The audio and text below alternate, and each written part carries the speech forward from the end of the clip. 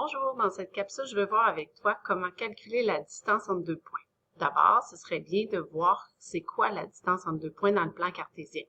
Donc, quand je parle d'une distance entre deux points dans le plan cartésien, ce que je recherche, en fait, c'est la mesure minimale qui relie deux points.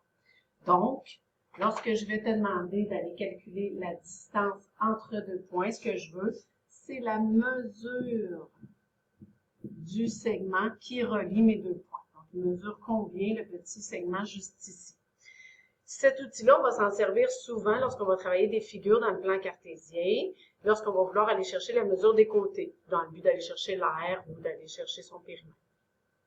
La formule que tu as vue, c'est la formule suivante. C'est la formule qui te permet directement d'aller chercher la distance entre tes deux points, qui vient de la relation de Pythagore appliquée au plan cartésien. Maintenant, ce qui m'intéresse avec toi aujourd'hui, c'est de savoir comment l'utiliser cette formule-là.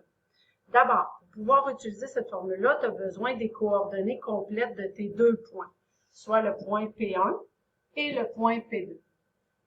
Donc, appliquons le tout dans un exemple. Donc ici, j'aimerais aller chercher la mesure entre mon point moins 3,5, que je pourrais nommer P1, et le point 6 moins 1, que je vais nommer ici P2.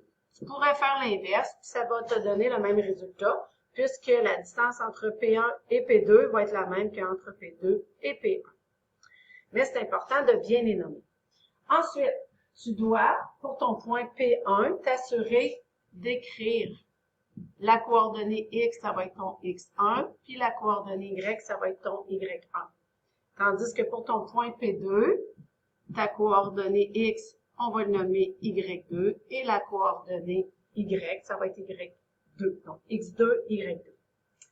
Donc ici, si je souhaite justement aller travailler la formule comme telle, comme toujours, on vous demande toujours d'écrire la formule avec laquelle vous allez travailler. Donc ici, la distance entre P1 et P2, c'est la racine carrée du delta x, donc variation entre les x, plus delta y, qui est la variation entre les y. Donc en premier, on va aller remplacer par les valeurs qu'on connaît. Donc, ton x2 et ton x1. Donc, on va aller la remplacer dans la formule comme telle. Donc ici, je vais obtenir dans ma première parenthèse, et là, je prends la peine d'écrire mes parenthèses. Mon x2, c'est la valeur de 6. Je dois lui soustraire le x1, et sa valeur ici est moins 3. Donc, je vais m'assurer de mettre la valeur de x1 entre parenthèses. Je fais la même chose pour la variation des y. Donc, dans ta situation ici, ton y2, c'est moins 1, puis ton y1, c'est 5. Donc, dans mon tableau, pour ma formule, je vais aller indiquer la variation des y. y2, encore une fois, puisque la valeur est négative, je la mets en parenthèse, donc moins 1, et je dois lui soustraire 5, entre parenthèses. Donc là, j'avais ma formule. J'ai remplacé par les valeurs associées à mon problème. Maintenant, je dois évaluer ma formule comme telle. Et là, vous vous souvenez, ça fait longtemps qu'on vous en parle, à chaque fois qu'on fait l'évaluation d'une expression mathématique, on doit toujours respecter la priorité des opérations, le pendant. Donc, dans notre situation ici, on doit faire d'abord les opérations à l'intérieur de la parenthèse. Donc, dans notre situation ici, on doit aller chercher la valeur à l'intérieur de la première et de la deuxième parenthèse. Donc, on y va. Moi, je prends la peine de bien le réécrire.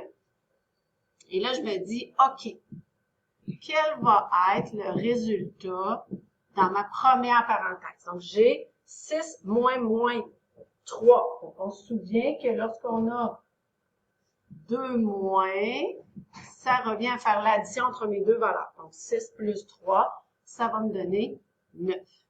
Je vais aller chercher la valeur de ma deuxième parenthèse. Donc, ici, j'ai moins 1, moins 5. J'obtiens donc moins 6. Donc, première étape, les parenthèses sont faites. Ensuite, dans le PEMDAS, on doit aller évaluer les exposants. Là, je vous dirais que c'est ici qu'il faut faire bien attention de bien utiliser notre calculatrice. Donc, sur notre calculatrice, on doit bien mettre 9 exposants 2. Dans ce cas-ci, ça ne change rien parce que la valeur est positive. Que tu mettes sans parenthèse ou avec parenthèse, le résultat va être le même, il va être de 81. Donc ici, mon résultat, il ne change pas. Je vais donc obtenir, pour ma première parenthèse, le résultat de 81. Par contre, pour mon deuxième calcul, c'est important ici, parce que si tu mets seulement moins 6 exposant 2, certaines calculatrices vont te donner moins 36. C'est pas ça que tu veux, parce que toi, l'opération que tu veux effectuer, c'est moins 6 fois moins 6. Donc, c'est important de bien connaître ta calculatrice et de mettre les parenthèses et on va obtenir 36. Mais souviens-toi que lorsqu'on applique cette formule-là, le résultat que tu devrais additionner ici devrait toujours être deux valeurs positives. Donc, garde ça en tête, je dois additionner deux valeurs, deux nombres positifs.